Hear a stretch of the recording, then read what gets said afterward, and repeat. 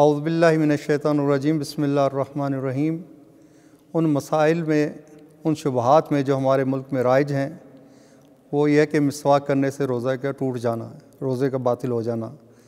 ایسا نہیں ہے۔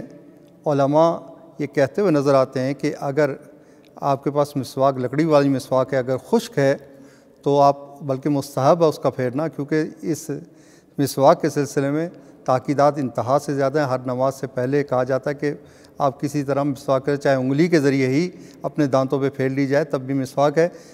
خشک لکڑی کے بارے میں مستحب ہے، لیکن تر لکڑی کے بارے میں مکروہ ہے کرنا۔ اسی طرح برش کا حکم بھی آتا ہے، برش کے ذریعے سے جیسے اپنے دانتوں میں خشک برش پھیرا جائے، خالی برش پھیرا جائے تو اس سے بھی روزہ باطل نہیں ہوتا۔ ہاں، اگر اس کے اوپر وہ جیسے پیسٹ لگا کے کیا جا رہا ہے، اس میں بس دھیان یہ رکھنا چاہیے کہ حلق کے نیچے نہ جائے۔ اگر حلق کے نیچے چلا بھی جائے عمدن ہوگا تو اس میں اشکال ہے، اگر سہون طور پر اگر یہ ہو گیا تو روزہ آپ کا صحیح ہے۔ السلام علیکم ورحمۃ اللہ وبرکاتہ۔